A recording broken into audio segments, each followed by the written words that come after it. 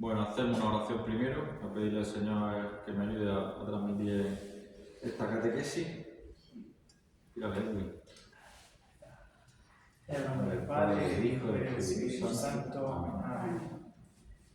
Dios te salve María, llena eres de gracia, el Señor es contigo. Bendita tú eres entre todas las mujeres, y bendito es el fruto de tu vientre Jesús. Santa María, Madre de Dios, ruega por nosotros pecadores, ahora y en la hora de nuestra muerte. Amén. Nuestra Señora de la Paz, ruega por nosotros. En el nombre del Padre, del Hijo y del Espíritu Santo. Amén. Bueno, muy buenas, yo soy Miguel, ¿vale? Soy de aquí de Murcia. Tengo el título de graduado en Ciencias Religiosas por el Instituto aquí de San Fulgencio. Y nada, Edwin me pidió que si podía dar esta charla y yo, muy agradecido también de que Edwin cuente conmigo para dar esta charla.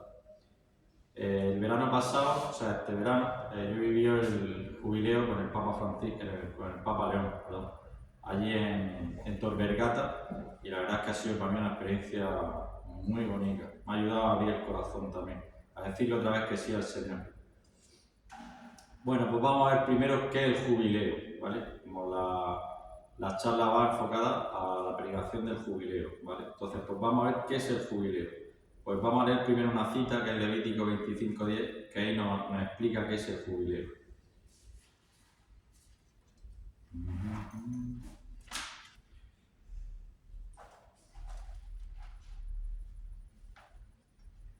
Vale, vamos a ver.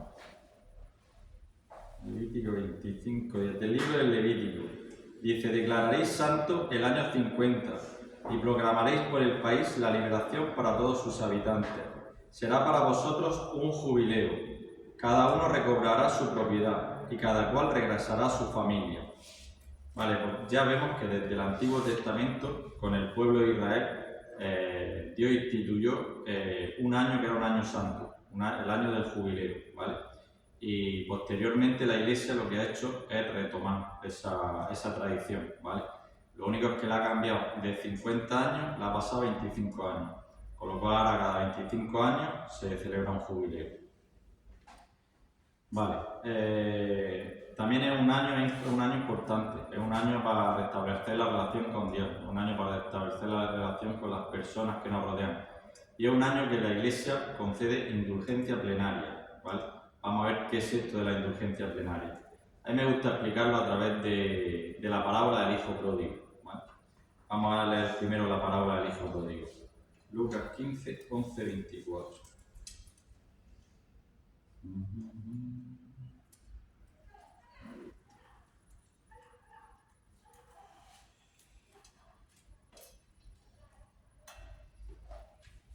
Del Evangelio según San Lucas.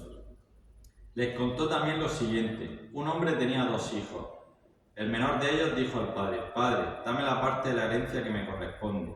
Y el padre le repartió la herencia. Pocos días después, el hijo menor lo reunió todo y se marchó a un país lejano, donde malgastó su hacienda viviendo como un libertino. Cuando se lo había gastado todo, sobrevino una hambruna extrema en aquel país y comenzó a pasar necesidad. Entonces fue y se ajustó con uno de los ciudadanos de aquel país, que le envió a sus fincas a apacentar puercos. El muchacho deseaba llenar su vientre con la algarroba que comían los puercos, pues nadie le daba nada. Entonces se puso a reflexionar y pensó: ¿cuántos jornaleros de mi padre tienen pan en abundancia, mientras que yo aquí me muero de hambre? Me pondré en camino, iré donde mi padre, y le diré: Padre, he pecado contra el cielo y ante ti. Ya no merezco ser llamado hijo tuyo. Trátame como a uno de tus jornaleros. Entonces se avió y partió hacia su padre. Estando él todavía lejos, lo vio su padre y se conmovió. Corrió, se echó a su cuello y le besó efusivamente. El hijo le dijo: Padre, he pecado contra el cielo y ante ti. Ya no merezco ser llamado hijo tuyo. Pero el padre dijo a sus siervos: Daos prisa, traed el mejor traje y vestidle, ponedle un anillo en el dedo y calzadle unas sandalias. Traedle novillos cebados, matadlos y comamos, y celebremos una fiesta, porque este hijo mío había muerto y ha vuelto a la vida, se había perdido y ha sido hallado. Y comenzaron la fiesta. Vale, pues vemos en esta parábola, vemos que el hijo se va de casa, y de la herencia se va, la lía por ahí, se va de fiesta y luego se arrepiente y quiere volver a casa del padre, dice, pues voy a ver si mi padre me perdona. Y dice una frase importante también, que a ver si me trata como uno de sus jornaleros, ¿vale? Pues cuando nosotros pecamos, a través de los presbíteros, a través del sacramento de la confesión, Dios, a través del presbítero, nos perdona los pecados. Pero siempre hay una deuda, ¿vale? Porque por nuestro pecado, hay una deuda que debemos pagar, ¿vale? Por el daño que ha ocasionado ese pecado, ¿vale? Pues la indulgencia plenaria es como el padre que le dice, no hace falta que trabajes como uno de mis jornaleros. Pues se nos perdona el pecado y se nos perdona la deuda que nosotros debemos pagar por el daño que ha ocasionado ese pecado, ¿vale? Ahora, esto sí, claro, esto no puede ser decir perfecto, pues ya está, si cada 25 años va a haber indulgencias plenarias, pues yo peco todo lo que quiera y ya cada 25 años pues ya el Señor y la Iglesia me perdonarán. No, la Iglesia dice que para obtener la indulgencia plenaria es importante primero la actitud que tú tengas, ¿vale? La actitud de tu corazón.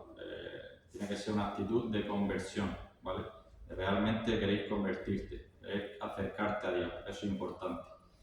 Después días antes y días después, se debe orar por el Santo Padre, por el Papa León, ¿vale? Después se debe peregrinar a un lugar santo de jubileo, ¿vale? Y esas son sobre todo las condiciones, y confesarse. Es importante esos días también confesarse. Esas son las condiciones que pone la Iglesia para la indulgencia plenaria. Vale. Y la indulgencia plenaria lo que nos tiene que llevar es a ver realmente la misericordia que tiene Dios con nosotros, ¿vale? Dios y su Iglesia. No, como he dicho, no todo lo contrario. A mí la palabra misericordia me encanta. Proviene del latín y es miser, que significa miseria, y cordis, que significa corazón. Entonces es acoger la miseria del otro en tu corazón. Entonces a mí eso me parece algo precioso. En vez de juzgarlo por los pecados que haya hecho esa persona o cómo es, no, es acoger su pecado en nuestro corazón. El jubileo lo convocó el Papa Francisco el año pasado, ¿vale? A través de un documento que se llama una bula, que lo tituló Spes non confundi, ¿vale? La esperanza no defrauda, y con el lema Peregrinos de la Esperanza, ¿vale? Pues vamos a ver ahora qué es la fe y la esperanza. Venga, pues vamos a ver qué es la fe y la esperanza, ¿vale? Como hemos dicho, el lema es Peregrinos de la Esperanza. Y vamos a ver qué es peregrinar. Peregrinar es ponerse en camino con Dios, ¿vale? El mayor ejemplo que tenemos en el Antiguo Testamento de peregrinar con Dios es Abraham y Sara, ¿vale? Todos los personajes que están en la Biblia están por algo. Dios siempre nos quiere transmitir una enseñanza a través de ellos. Pues vamos a leer primero una cita. Génesis 12, 1, 4. Génesis 12, 1, 4.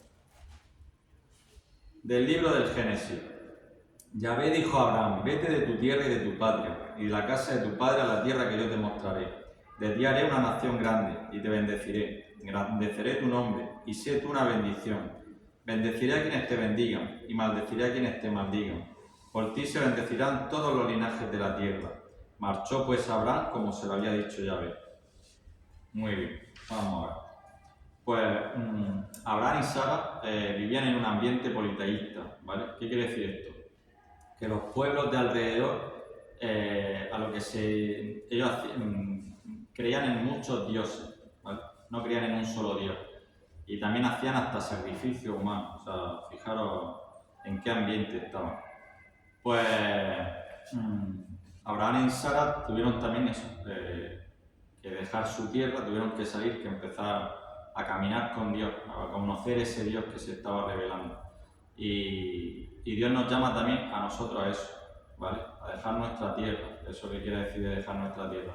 Pues dejar nuestras comodidades, dejar nuestros pecados, ¿vale? Empezar a caminar con Dios, a ver qué es lo que quiere Dios con nosotros, que lo que quiere es que se dé la conversión de nuestro corazón y que lo pongamos sobre todo a Dios lo primero, ¿vale? Que no pongamos primero antes a nuestra familia, antes nuestro hijo, antes mi amigo, porque realmente si los queremos amar tenemos que poner a Dios lo primero, porque ninguno de nosotros podemos dar algo que no tenemos.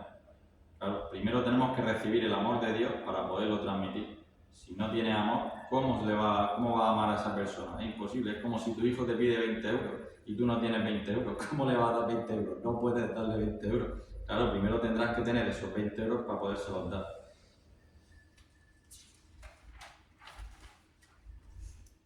Bueno, pues imaginaos la situación. Abraham y Sara, cuando Dios les pide que salgan de su tierra, Abraham tenía 75 años y Sara tenía 65. O sea, que tela marinera ya, imaginaros de salir de tu comodidad también a esa edad. O sea, que nunca es tarde para hacer la voluntad de Dios.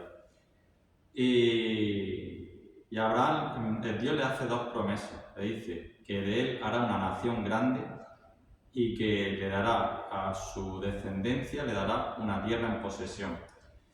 Pues la Escritura dice, aquí en la Biblia dice que Sara era estéril.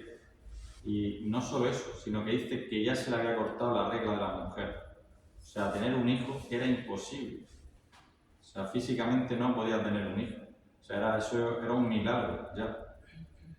Bueno, y luego le dice que su descendencia le daría una tierra, ¿vale? Le daría una tierra fértil.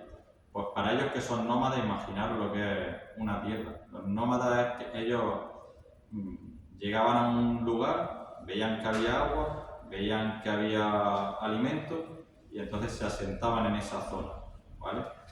Que veían que de pronto se acababa el alimento, tenían que recogerlo todo y a echar a caminar, que a veces hacían bastantes kilómetros, hasta llegar a otro sitio que viesen que realmente había alimento y se volvían a sentar. Imaginaros vivir así, continuamente teniendo que recoger todo, irte a otro lado. O sea, tener una tierra también en propiedad era una bendición, era una tierra fértil.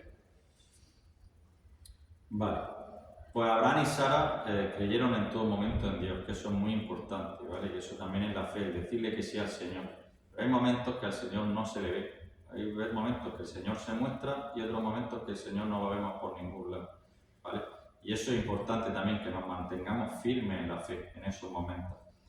Sara, por ejemplo, se creyó que el hijo lo tenía que tener su esclava con Abraham.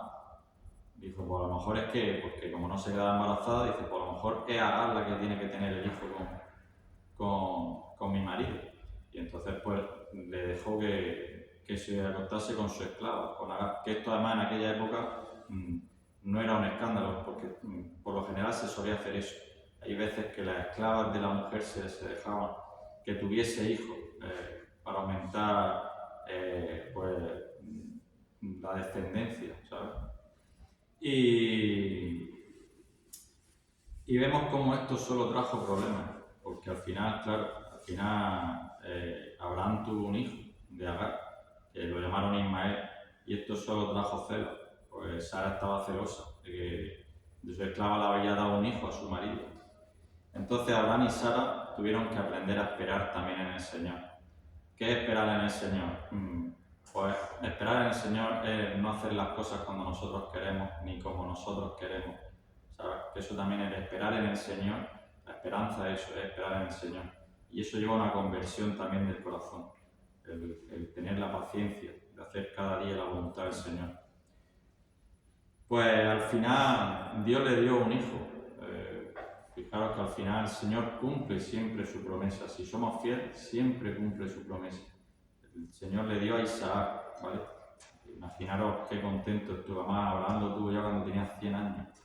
Imaginaos qué contento se pondría Abraham.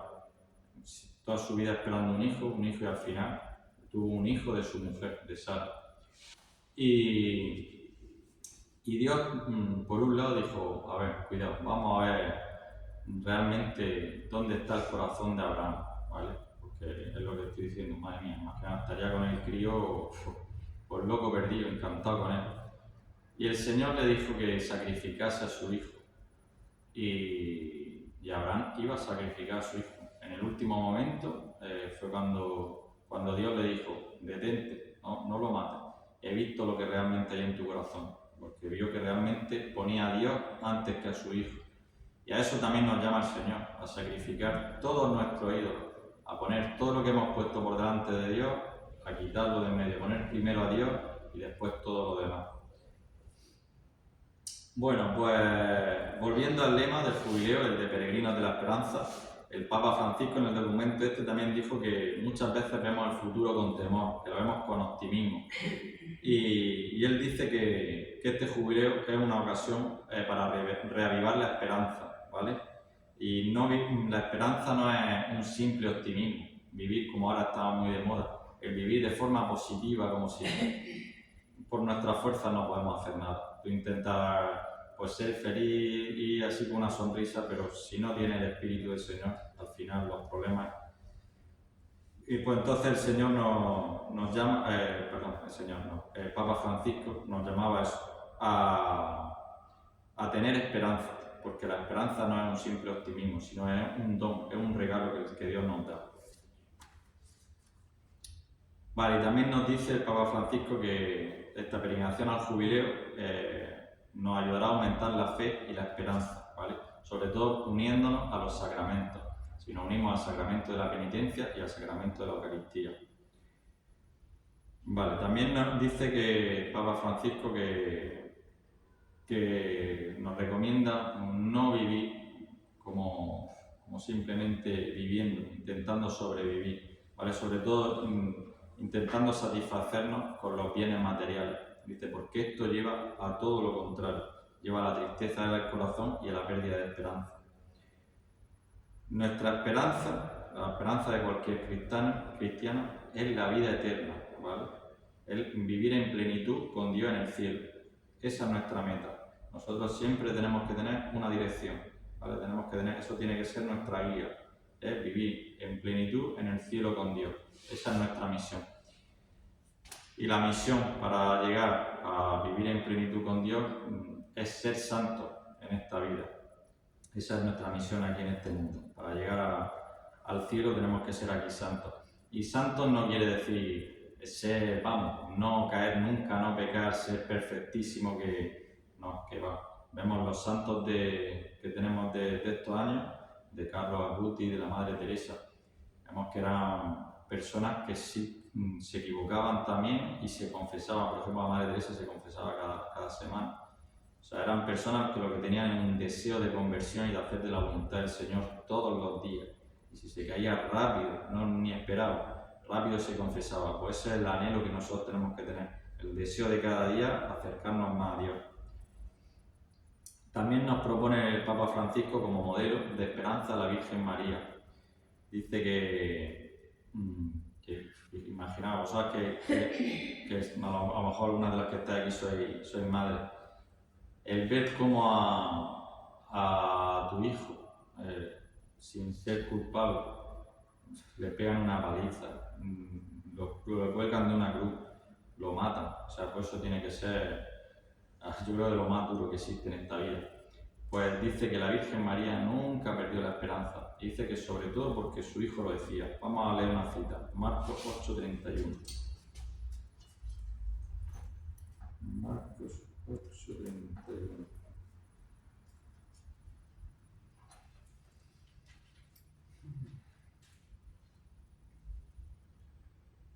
Dice el Evangelio según San Marcos.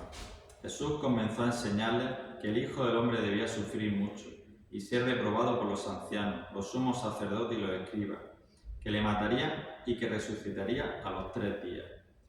Y dice que hablaba de esto abiertamente, ¿vale? O sea que el mismo Jesús ya lo decía. Vale, pues el profeta Isaías, vamos a ver, retoma la primera cita que hemos leído al principio de la institución del jubileo en el Levítico, retoma esa cita y vamos a ver qué es lo que dice. Isaías 61, 1, 2. Isaías 61, 1, 2. Dice el libro de Isaías: el Espíritu del Señor me acompaña, por cuanto me ha ungido Yahvé. Me ha enviado a anunciar la buena nueva a los pobres, a vendar los corazones rotos, a pregonar a los cautivos la liberación y a los reclusos la libertad, a pregonar años de gracia de Yahvé y un día de venganza de nuestro Dios, para consolar a todos los que lloran. Vale, pues nosotros, igual que por el bautismo, igual que Isaías, por el bautismo estamos llamados a ser, somos sacerdotes, profetas y reyes, ¿vale? Pues estamos llamados también a evangelizar a todo lo que nosotros recibimos, a toda esa fe, a toda esa esperanza que nosotros recibimos, no guardarlo nada para nosotros, sino que también transmitirla a la gente que nos rodea, ¿vale? El Papa León XIV, ¿vale? El nuevo Papa, este verano, en el encuentro de jubileo, utilizaba las palabras de Cristo, diciendo ustedes son la sal, vosotros sois la luz del mundo, ¿vale? ¿Y qué quiere decir esto de que vosotros sois la sal? Si por ejemplo hacemos un cocido, ¿vale? Y le echamos ahí pues, su patatica, sus judías, su carne, pues y le echamos la sal, ¿vale? Pues la sal lo que hace es que se desintegre, la sal desaparece al final. Pero ¿qué es lo que hace? Hace que todos los alimentos tengan sabor. Pues esa es la misión del cristiano, ¿vale? Morir por el otro. Vale. Pues tanto la fe como la esperanza como la caridad son virtudes teologales. ¿Qué quiere decir esto? Que nosotros no nos lo podemos conseguir por nuestras fuerzas, sino que tenemos que pedir a Dios que nos dé la fe, que nos dé la esperanza, que nos dé la caridad, ¿vale? Provienen de Dios, es un don de Dios. Y es muy importante, además yo lo he visto en mi vida también, es muy importante todos los días tener un momento de intimidad con el Señor, un momento de oración, o bien sea por la mañana rezando unos laudes, o bien sea en una capilla, yendo a rezar, o no sé, o teniendo un momento con el Señor, o por la tarde-noche rezando un rosario, y pedirle al Señor eso, pedirle al Señor, Señor, permíteme cada día hacer tu voluntad, auméntame la fe, auméntame la esperanza, auméntame la caridad, el pedirle. A mí siempre me ha enseñado la Iglesia que la fe y la esperanza, la caridad, hay que pedirla también. Hay gente que dice, no, yo es que no tengo fe.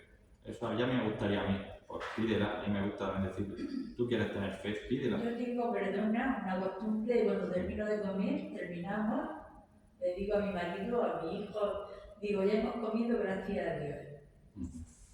Y bueno, y hay quien me dice, gracias a Dios, no, gracias a mí, que lo he hecho. Eso es simple, cuando termino de comer. Y estamos, digo, ya hemos comido, gracias a Dios. Pues sí. Y ahora mismo vamos a entrar, queda ya muy poco, quedan 2 semanas para entrar en el Adviento, ¿vale? El Adviento es un tiempo muy importante también. El Adviento es un tiempo que la Iglesia nos llama a tener, sobre todo, tenemos una arma, ¿vale? Para... Me da tristeza, me da alegría y me da tristeza, ¿te lo puedes creer? Pues, para no tener tristeza, nos da una arma, ¿vale? Dice la oración, la limosna y el ayuno, ¿vale? Si lo que nos dedicamos el Adviento es a estar pensando en las comidas, que si en las cenas, que si en los regalos, la Navidad luego va a estar vacía. Además yo esto también lo he comprobado. Y si el Adviento lo vives centrado en las 3 armas que nos da la Iglesia, la Navidad se vive, vamos, en mucha más plenitud, se vive muchísimo mejor.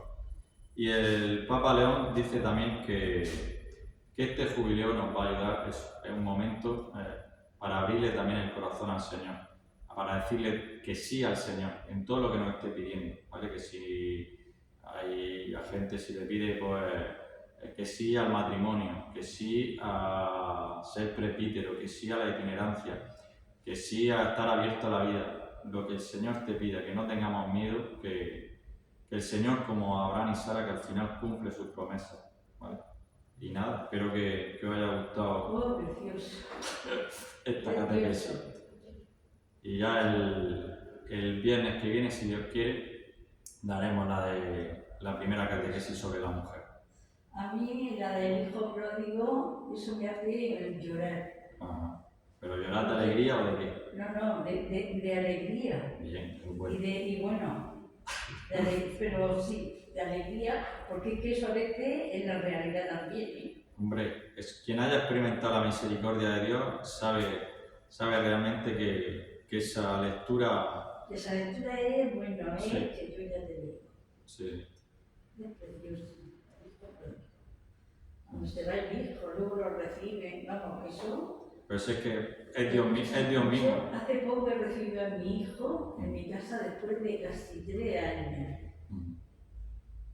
Sin ton ni son, pues dejo de venir a mi casa. ¿Sabes? Igual esto es muy largo de ver. O sea que... Bueno, le ha gustado mucho, así que un aplauso para el Señor. El aplauso para el Señor. Ahí está. Igual que se lo merece todo. Sí. Bueno, voy a decir...